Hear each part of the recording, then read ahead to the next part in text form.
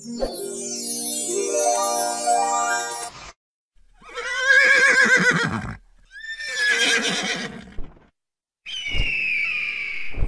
समय पहले की बात है कि किसी जंगल में टुनटुनी चिड़िया अपनी माँ के साथ रहती थी। पति की मौत के बाद टुनटुनी की माँ कपड़े सीकर अपना और अपनी बेटी का खर्च चला रही थी।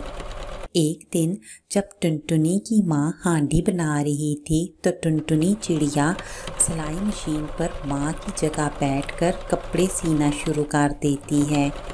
इतने में टुनटुनी चिड़िया की माँ भी वहाँ आ जाती है। टुनटुनी बेटा, ये क्या कर रही हो? माँ देखो ना, मुझे कितने अच्छे कपड़े सीने आते हैं। अगर आप मेरा एडमिशन सिलाई सेंटर करवा दो तो मैं भी आपकी तरह एक्सपर्ट हो जाऊंगी। नहीं नहीं बेटा, मैं तुम्हें सिलाई नहीं सिखा सकती। लोग बातें करेंगे कि पिता की मौत के बाद एक ही बेटी है और माँ ने उसको भी सिलाई पर लगा दिया है।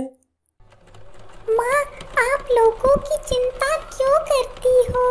मुझे नहीं पता, मैं सिलाई सीखना चाहती हूँ।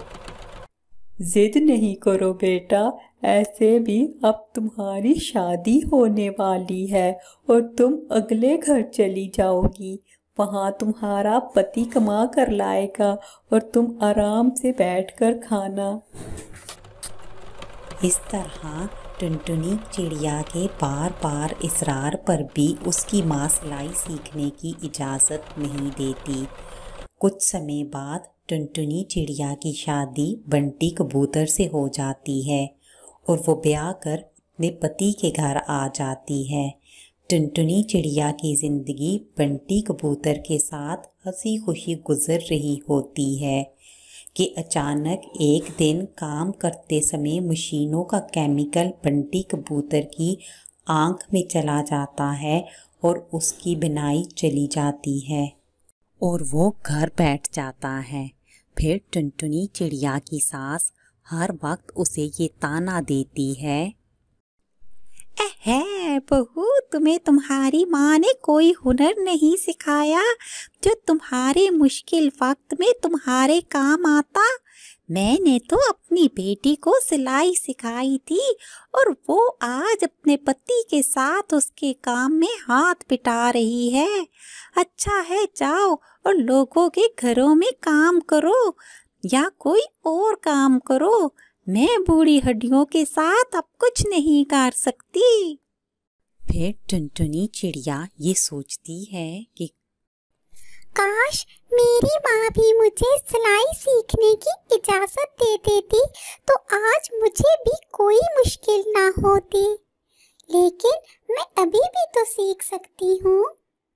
फिर वो डरते डरते अपनी सास से कहती है, सासू माँ, मैं थोड़ा बहुत सिलाई का काम जानती हूँ। अगर आप इजाज़त दे तो मैं सिलाई सेंटर जाकर 1 महीने के लिए एक मज़ीद कोर्स कर लूँ। फिर टुनटुनी चिड़िया की सास खुशी खुशी उसे सिलाई सीखने की इजाज़त दे देती है और इस तरह टुनटुनी चिड़िया मज़ीद सिलाई का कोर्स करने के लिए सिलाई सेंटर चली जाती है।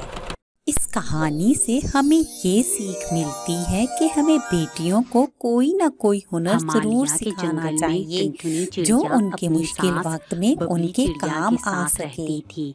उसके 2 बच्चे थे, पिंकी चिड़िया और बबलू चिड़ा। वो दोनों सरकारी स्कूल में पढ़ते थे। एक दिन टुनटुनी चिड़िया अपने पति कालू कौवा से कहती है, कालू जी, मेरे माँ बाप ने मुझे नाज नखरे से पाला था। मेरी हर ज़रूरत पूरी करते थे, लेकिन मेरी जब से आपसे शादी हुई है मैं प्याज की खेती कर रही हूँ। आखिर बताओ जी, तुमसे शादी करके मुझे क्या मिला? हम इतनी मेहनत से प्याज की फसल तैयार करते हैं, लेकिन मुनाफा बहुत कम मिलता है। मैंने क्या कुछ ना सोचा था अपने और अपने बच्चों के लिए, लेकिन सब कुछ बर्बाद हो गया। अरे तुम इतनी चिंता क्यों करती हो? एक वक्त आएगा कि हमारे हालात भी अच्छे हो जाएंगे। चिंता ना करूं तो और क्या करूं? मैं अपने बच्चों को अंग्रेजी स्कूल में पढ़ाना चाहती हूँ, लेकिन प्याज की खेती में मुनाफा इतना कम है कि हम कुछ भी नहीं कर सकते। मैं कह देती हूँ कि इस खेती बाड़ी में कुछ नहीं रखा, चलो शहर चलते हैं और वहाँ ही कोई काम ढूंढ लेना। कैसी बातें कर रही हो? अगर हम शहर चले गए तो यहाँ प्याज की खेती को कौन देखेगा? माँ जी है ना, वो देख लेंगी। बस मैं कह देती हूँ कि अब आप शहर चलने की तैयारी करो जी। हाँ हाँ पापा, चलो ना शहर चलते हैं। मेरी एक सहेली भी शहर चली गई है और वो वहाँ अच्छे से रहती है। देखो जी, अब तो बच्चे भी कह रहे हैं, इसलिए तुम मान जाओ। अगर तुमने हमारी बात ना मानी तो मैं कुछ खाकर मर जाऊंगी, फिर तुम अपने बच्चों को संभालते रहना। अच्छा टुनटुनी, इतना जज्बाती होने की ज़रूरत नहीं है। चलो ठीक है, मैं तुम्हारी बात मान लेता हूँ। तुम तैयारी करो, हम शहर चलते हैं। फिर कालू कौवा जाकर अपनी माँ से कहता है, माँ, तुम्हें तो पता है ना कि प्याज की खेती इस दफ़ा अच्छी नहीं हुई और हमारा गुजारा बहुत मुश्किल से हो रहा है। इसलिए मैं अपने बीवी बच्चों को लेकर शहर जा रहा हूँ और अब वहीं रहूँगा और वहीं काम करूँगा। कालू की बातें सुनकर माँ रोने लगती है। बेटा, इस दफ़ा अगर प्याज की खेती अच्छी नहीं हुई तो कोई बात नहीं, अगली दफ़ा अच्छी हो जाएगी। बस तुम मुझे और गांव को छोड़कर मत जाओ।